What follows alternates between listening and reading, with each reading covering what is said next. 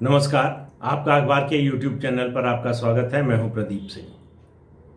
आज रविवार है, रविवार स्पेशल का दिन है, विशेष का दिन है। आज बात करेंगे एक ऐसी शख्सियत की जिसके बारे में लोग ज़्यादा से ज़्यादा जानना चाहते हैं। वो आगे क्या करने वाले हैं, उनका अगला कदम क्या होगा, इसके बारे में जानना चाहते हैं। वो क्या सोच रहे हैं, किसके साथ हैं, किसके खिलाफ हैं, जानना चाहते हैं। उनको वन मैन आर्मी कहा जाता है। कब किस पर हमला कर देंगे कुछ मालूम नहीं। उसके लिए ज़रूरी नहीं है कि वो उनका दुश्मन हो, दोस्त भी हो सकता है। दोस्त पर भी हमला कर सकते हैं, दुश्मन पर भी। जिस हाथ से खाते हैं उसको काटते ज़रूर हैं। जी हाँ, आप अब समझ गए होंगे, मैं डॉक्टर सुब्रमण्यम स्वामी की बात कर रहा हूँ। वन मैन आर्मी, भारतीय राजनीति की विलक्षण प्रतिभा। उनसे ज़्यादा प्रतिभाशाली राजनेता कम होंगे, उनसे ज़्यादा पढ़े लिखे, उनसे ज़्यादा विषयों की समझ वाले कम लोग होंगे। लेकिन स्थिरता ये उनके जीवन में कभी नहीं रही। कभी ठहर कर कहीं कुछ करना और सोचना ये उनके जीवन का हिस्सा नहीं रहा है। डॉक्टर स्वामी हार्वर्ड से PhD हैं। मैथमेटिकल इकोनॉमिक्स में उनको विशेषज्ञ माना जाता है। अर्थशास्त्री कहे जाते हैं, दुनिया भर में इस रूप में पहचाने जाते हैं। हार्वर्ड में लंबे समय तक पढ़ाया है। वो दिल्ली IIT में प्रोफेसर थे। जब जनसंघ ने उस समय की अपने संसदीय दल में उनको भाषण देने के लिए बुलाया और मुद्दा था परमाणु नीति। परमाणु नीति क्या होनी चाहिए भारत की, उस पर जनसंघ अपना स्टैंड तय करना चाहता था। तो चाहता था उस पर कोई विशेषज्ञ बताए। उस समय डॉक्टर स्वामी इस पर काफ़ी लिख रहे थे, बोल रहे थे। उनको बुलाया गया और उन्होंने भाषण दिया। उनके सेशन हुए, शायद 2 हुए या 3 हुए, वो याद नहीं है मुझे, लेकिन उन्होंने भाषण दिया। उसी को आधार बनाकर लेफ्टिस्टों ने IIT दिल्ली से उनको नौकरी से निकाल दिया। उन्होंने मुकदमा किया। कई दशक बाद वो मुकदमा जीते, लेकिन उस समय तो निकाल ही दिया। शायद उस मुकदमे ने या उनको निकाले जाने ने डॉक्टर स्वामी के व्यक्तित्व को पूरी तरह से बदल दिया। पता नहीं, अगर ऐसा नहीं हुआ होता तब भी वो आज ऐसे ही होते, ये कहना मुश्किल है। लेकिन उनका राजनीतिक करियर उसी के कारण शुरू हुआ। देखिए, कुछ बिगड़ता है तो कुछ बनता भी है। शायद 35 साल की उम्र, जो राज्यसभा का सदस्य बनने के लिए न्यूनतम उम्र है कि 35 साल से कम के नहीं होने चाहिए। आप 35 साल की उम्र में जनसंघ ने उनको राज्यसभा में भेज दिया। तो उनका इस तरह से राजनीतिक करियर जनसंघ से शुरू हुआ। जनसंघ से राजनीतिक करियर शुरू हुआ और जब इमरजेंसी लगी तब वो उस इमरजेंसी में अमेरिका चले गए। फिर बीच में ही लौट कर आए और अचानक एक दिन संसद में पहुंच गए। संसद में पहुंचे, बड़ा हंगामा हुआ। पुलिस खोजने लगी। काफ़ी समय से इंदिरा गांधी की पुलिस उनको तलाश कर रही थी, मिल नहीं रहे थे, लेकिन वो संसद से भी चकमा दे के पुलिस को निकल गए। खैर, उसके बाद जब इमरजेंसी ख़त्म हुई और फिर जनता पार्टी बनी, तो वो जनता पार्टी में जनसंघ के साथ ही शामिल हो गए, जाहिर है, और जनता पार्टी के राष्ट्रीय महासचिव बने। वहाँ से उनकी जो है कुछ अटल बिहारी वाजपेयी से ऐसा लगता है कि खटपट हो गई, संबंध खराब हो गए, या वो जो चाहते थे उस तरह से नहीं हुआ। कई तरह की बातें हैं, लेकिन उसमें कोई पुष्ट बात नहीं है। तो जब 1980 में जनता पार्टी से निकलकर जनसंघ ने अपने नए स्वरूप भारतीय जनता पार्टी का गठन किया 6 अप्रैल 1980 को, तो डॉक्टर स्वामी साथ नहीं आए। वो जनता पार्टी में चंद्रशेखर जी के साथ रह गए। और कहना पड़ेगा कि चंद्रशेखर जी अकेले नेता थे जो उनको समझ पाए और जो कुछ हद तक उनको अनुशासित रख पाए, और कोई नहीं कर पाया। हालांकि उन्होंने चंद्रशेखर जी को बख्शा नहीं है। उनके खिलाफ भी उन्हीं की पार्टी में रहकर मुहिम चलाई और उनके खिलाफ चुनाव लड़े। हार गए, ये अलग बात है, लेकिन उसके बाद भी चुप नहीं बैठे।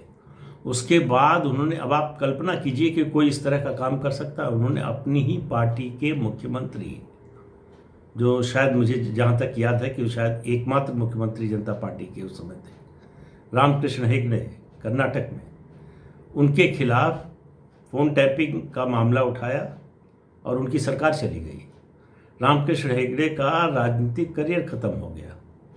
क्यों? क्योंकि दोनों में पड़ती नहीं थी। तो ये है डॉक्टर स्वामी। तो अभी आज की बात पर आऊं, वर्तमान पर आऊं, उससे पहले थोड़ा इनको और समझ लेने की ज़रूरत है। अब आप देखिए, वहाँ से जब उन्होंने ये सब कर लिया, इसके बावजूद चंद्रशेखर जी ने उनको पार्टी से निकाला नहीं। 1987-88 में जनता दल बनने से पहले लोकदल का बंटवारा हो चुका था। एक लोकदल ए था, एक लोकदल बी था। लोकदल ए के अध्यक्ष थे अजीत सिंह। तो अजीत सिंह और चंद्रशेखर जी की जनता पार्टी में समझौते की बात चल रही थी। तो डॉक्टर स्वामी और यशवंत सिन्हा, दो लोगों को इसका जिम्मा दिया गया, दोनों महामंत्री थे पार्टी के, कि आप ये मर्जर की बात कीजिए। मर्जर की बात हो गई, मर्जर हो गया दोनों दलों का। तो दोनों को पुरस्कार स्वरूप जो है राज्यसभा की सीट मिली।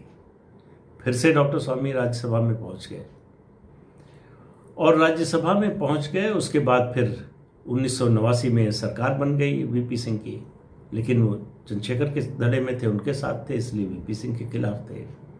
90 में जब वीपी सिंह की सरकार गिरी और चंद्रशेखर जी प्रधानमंत्री बने, तो उन्होंने डॉक्टर स्वामी को वित्त मंत्री नहीं बनाया। उनकी आर्थिक विषय की सारी विशेषज्ञता के बावजूद वित्त मंत्री नहीं बनाया। उनको गृह मंत्री भी नहीं बनाया, उनको रक्षा मंत्री भी नहीं बनाया, उनको विदेश मंत्रालय भी नहीं दिया। ये चारों का नाम मंत्रालयों का इसलिए ले रहा हूँ कि ये इसके मंत्री सीसीएस के सदस्य होते हैं, जो सबसे बड़ी, सबसे प्रभावशाली कमेटी होती है कैबिनेट की, कैबिनेट कमेटी ऑन सिक्योरिटी। उसके ये सदस्य होते हैं 4। उसके अलावा प्रधानमंत्री सिर्फ 5 लोग होते हैं। उसमें नहीं रखा, उनको कानून मंत्री बनाया। हालांकि उस समय से अभी भी डॉक्टर स्वामी दावा करते हैं कि चंद्रशेखर जी मुझे प्रधानमंत्री बनाना चाहते थे और मैं बन सकता था, और तमाम तरह की बात करते हैं कि राजीव गांधी से दोस्ती थी मेरी, इसलिए मैं बन सकता था। लेकिन सच्चाई ये है कि वो सिर्फ कानून मंत्री थे। वो पहली और आखिरी बार किसी सरकार में मंत्री बने। न उससे पहले किसी ने बनाया और न ही उसके बाद किसी ने उनको बनाया। तो इससे आप अंदाज़ा लगा लीजिए कि बाकी राजनेताओं का, पार्टियों का, उनके बारे में क्या सोचना है, क्या कहना है, क्या समझ है उन लोगों की। तो ये है डॉक्टर स्वामी, जो चंद्रशेखर सरकार में मंत्री रहे। तो फिर 7 महीने बाद जो है चुनाव हुए। चंद्रशेखर जी की सरकार 4 महीने में ही गिर गई। 7 महीने बाद, मतलब कुल 7 महीने का कार्यकाल रहा कुल मिलाकर चुनाव तक का। उसके बाद नरसिम्हा राव प्रधानमंत्री बने। तो वो चंद्रशेखर जी को छोड़कर चले गए नरसिम्हा राव के साथ। पार्टी ज्वाइन नहीं किया, कांग्रेस के सदस्य नहीं बने। हमको लगता है कांग्रेस के सदस्य, कांग्रेस जो है वो उनको पार्टी में लेती भी नहीं, और नरसिम्हा राव को भी मालूम था कि पार्टी में उनको लेने का क्या मतलब होगा। लेकिन वो, उनको उम्मीद थी कि उनको वित्त मंत्री बनाया जाएगा। वहाँ भी कुछ नहीं हुआ, लेकिन उनकी दोस्ती बनी रही। 1996 में नरसिम्हा राव की सरकार चली गई, चुनाव हार गई कांग्रेस पार्टी। उसके बाद उन्होंने जो है 1998 में जयललिता से दोस्ती कर ली। 1998 के लोकसभा चुनाव से पहले ही दोस्ती कर ली, और उसके एवज में जो है मदुरै से उनको लोकसभा का टिकट मिल गया। यह डीएमके का समर्थन था, वो जीत गए, लोकसभा में पहुंच गए। लोकसभा में पहुंचे तो जयललिता के जरिए अटल बिहारी वाजपेयी, जो 1998 में बनी, अटल बिहारी वाजपेयी के नेतृत्व में एनडीए की सरकार, प्रधानमंत्री पर लगातार जयललिता के जरिए दबाव डलवाते रहे कि उनको वित्त मंत्री बनाया जाए। अटल जी ने मना कर दिया। वो देख चुके थे जनता पार्टी में और उससे पहले जनसंघ का उनका समय, और किस तरह के व्यक्ति हैं ये सब जानते हुए उनको मालूम था कि कैबिनेट में ऐसे व्यक्ति को लाना खतरे से खाली नहीं है। तो उन्होंने किसी भी हालत में इस मुद्दे पर झुकने से मना कर दिया। अब डॉक्टर स्वामी ने चुटिया बांध ली। वो निकल पड़े कि अब इस सरकार को गिराना है, इसमें मुझे वित्त मंत्री नहीं बनाया गया, इस सरकार को मुझे गिराना है। तो उन्होंने जयललिता और सोनिया गांधी की दोस्ती करा दी। जयललिता दिल्ली आई और सोनिया गांधी के यहाँ चाय पर गई। बड़ा मशहूर किस्सा है, बड़ी मशहूर घटना है वो। और वहीं नींव पड़ी वाजपेयी सरकार को गिराने की। और 1999 में सरकार गिर गई। जयललिता ने पहले समर्थन वापस ले लिया, फिर विश्वास मत लिया, उसमें 1 वोट से सरकार गिर गई। तो डॉक्टर स्वामी, अगर आप कहें कि वाजपेयी सरकार को 1999 में गिरवाने का किसी को श्रेय है तो वो डॉक्टर स्वामी को है। उसका सारा इंतजाम उन्होंने किया। लेकिन अब आप देखिए, जयललिता से इतना सब करवाया, जयललिता ने उनके लिए इतना सब कुछ किया, बीजेपी से अच्छे संबंध थे, वाजपेयी जी से अच्छे संबंध थे, फिर भी जो है सरकार से समर्थन वापस ले लिया डॉक्टर स्वामी के लिए। और डॉक्टर स्वामी ने क्या किया, उसके बाद जयललिता के खिलाफ ही उन्होंने आय से अधिक संपत्ति का केस दर्ज कर दिया। जयललिता को इस्तीफा देना पड़ा, जेल जाना पड़ा, फिर आगे दोबारा भी जाना पड़ा। तो ये सब मतलब ये दोस्त होने पर उन्होंने किया। दुश्मनों के साथ क्या करते हैं ये आपको भी मालूम है।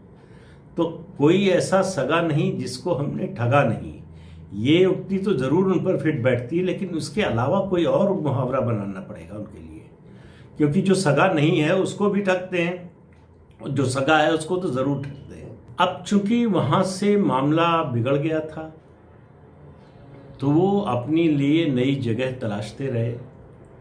जब तक वाजपेयी सरकार थी तब तक तो कुछ हो नहीं सकता था, उनको ये समझ में आ गया था सरकार गिरवा चुके हैं। 2004 में जब यूपीए की सरकार बनी तो पहले मनमोहन सिंह के दोस्त हुए, उनके सलाहकार हुए बकौल उनके, कि उनको सलाह देते थे। फिर उस सरकार के खिलाफ लग गए, 2G का मामला और तमाम मामले उन्होंने दर्ज कराए, और धीरे धीरे खिलाफ होते होते इतना खिलाफ हुए कि उन्होंने नेशनल हेराल्ड के मामले में, नेशनल हेराल्ड का केस उन्होंने ही दायर किया गांधी परिवार के खिलाफ, जिसके कारण सोनिया गांधी और राहुल गांधी अब भी जमानत पर रिहा हैं, वो मुकदमा चल रहा है। अब उसके बाद जब मामला कहीं और कुछ बन नहीं रहा था, कोई रास्ता दिख नहीं रहा था, तो एक नया मोर्चा खोला डॉक्टर स्वामी ने आरएसएस के खिलाफ।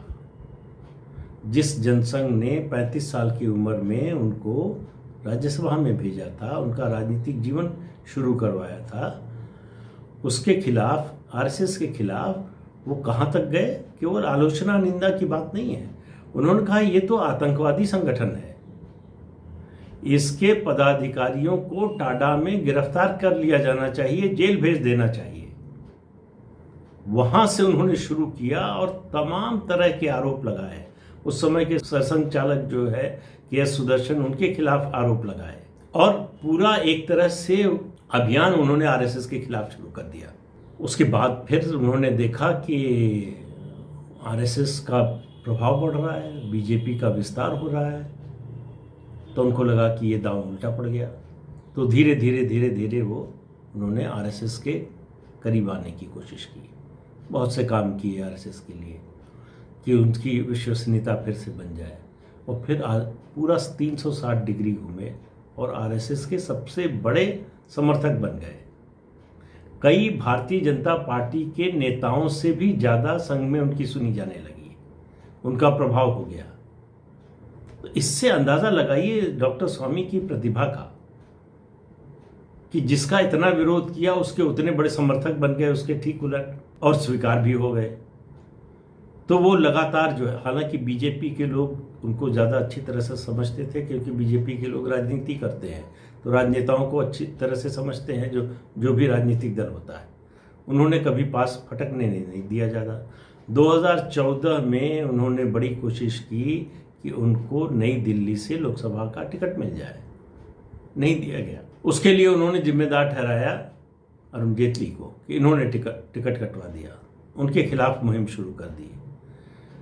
2016 में उनको राज्यसभा के नॉमिनेटेड सदस्य के रूप में, जो राष्ट्रपति का कोटा होता है 12 सदस्यों का, उसमें राज्यसभा में नॉमिनेट करवा दिया प्रधानमंत्री ने। लेकिन उसके बावजूद वो वित्त मंत्रालय और वित्त मंत्री पर लगातार हमले करते रहे, उसके खिलाफ बोलते रहे। आप देखिए, जिस पार्टी में है उसी पार्टी के खिलाफ बोलते रहे, उसके खिलाफ अभियान चलाते रहे।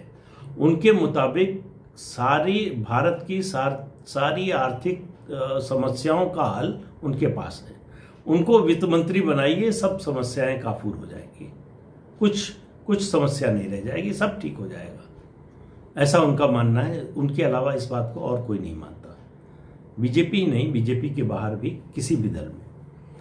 तो लेकिन उनकी प्रतिष्ठा अर्थशास्त्री के रूप में दुनिया भर में, उनका मानना है कि चीन के मुद्दे पर तो उनसे बेहतर कोई जानता ही नहीं। हालांकि उन्होंने बड़ा काम किया है, उनके चीन में बहुत से नेताओं से संबंध भी हैं, ये भी सही है। लेकिन उनको लगता है कि फॉरेन पॉलिसी मैं जो बता रहा हूँ उसके हिसाब से चले तो ठीक है, नहीं तो गलत है।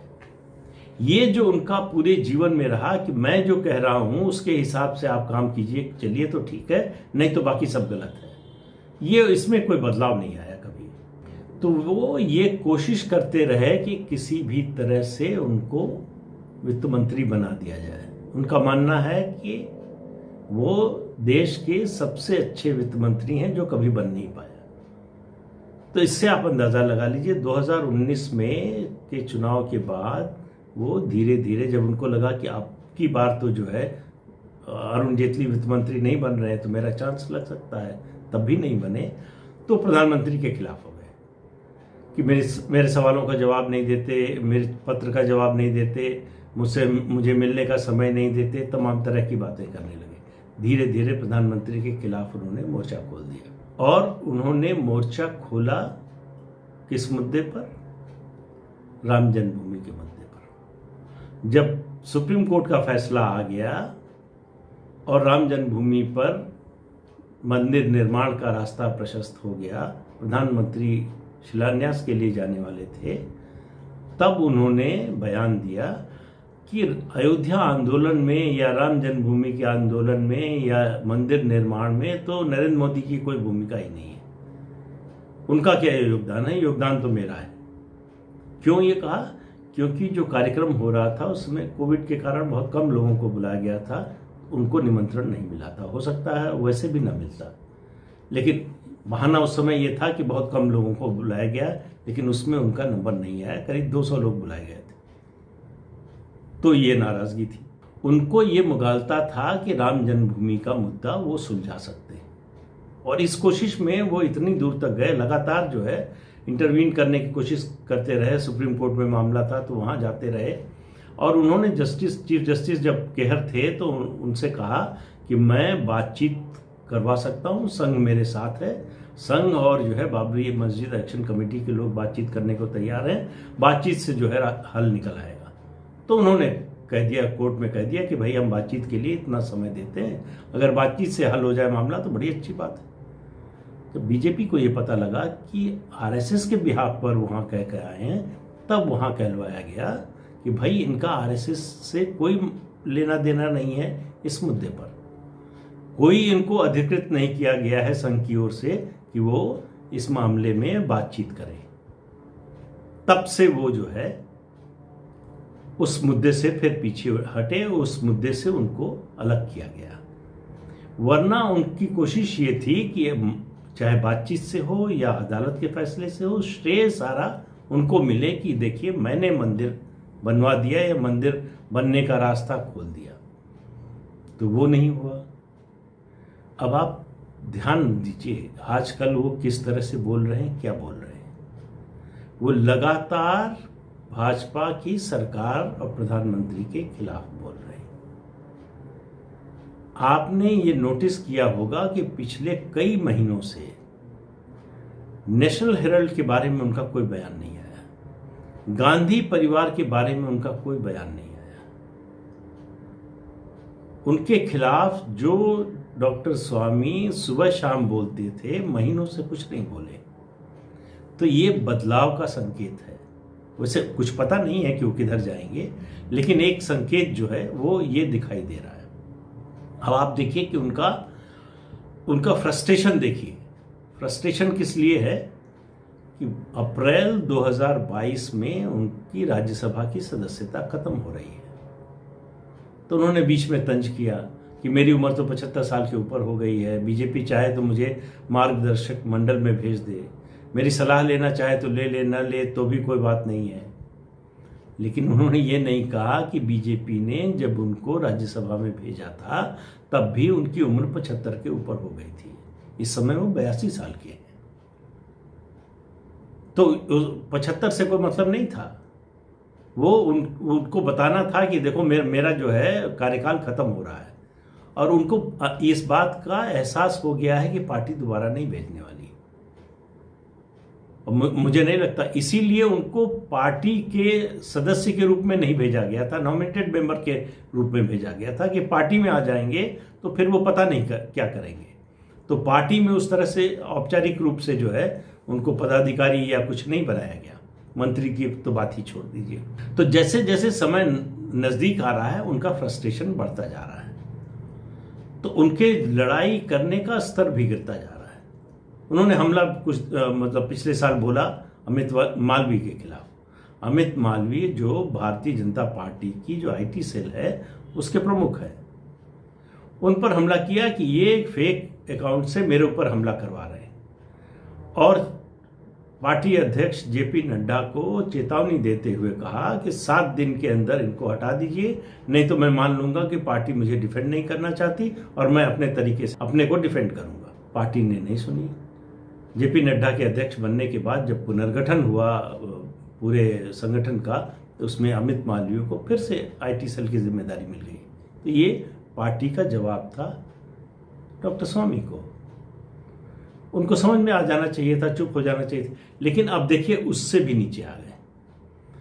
दिल्ली प्रदेश भाजपा के प्रवक्ता हैं तेजिंदर पाल सिंह बग्गा, उनके बारे में अभी उन्होंने पिछले महीने ट्वीट किया कि दिल्ली के कुछ पत्रकारों ने मुझे बताया है कि ये छोटे मोटे अपराधों में जेल जा चुके हैं कई बार।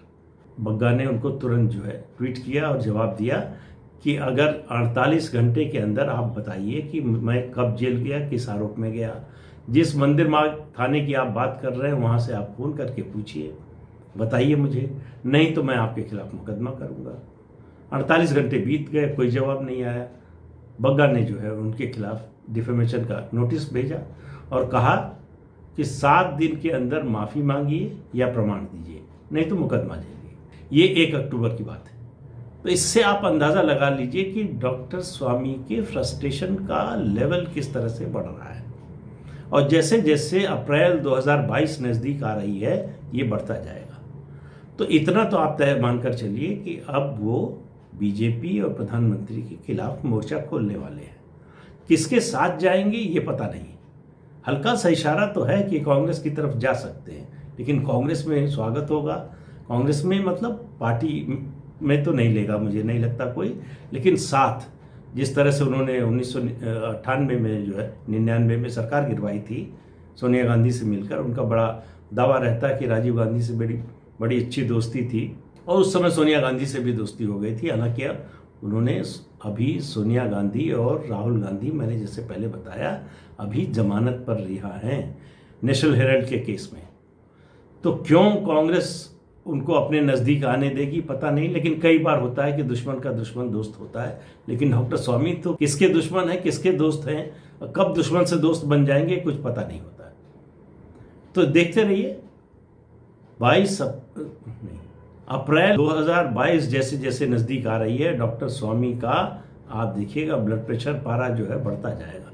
भाजपा के खिलाफ उनका जो है आक्रमण बढ़ेगा, और वो खुलकर सामने आएंगे जिस दिन उनको एकदम पक्का हो जाएगा कि अब तय है कि कुछ नहीं मिलने वाला है। तो इंतज़ार कीजिए, ज़्यादा समय नहीं है, देखिए क्या होता है, डॉक्टर स्वामी किस दिशा में जाते हैं। तो आज के लिए इतना ही। अगले अंक में फिर मिलेंगे किसी नए मुद्दे के साथ। तब तक के लिए इजाज़त दीजिए। नमस्कार।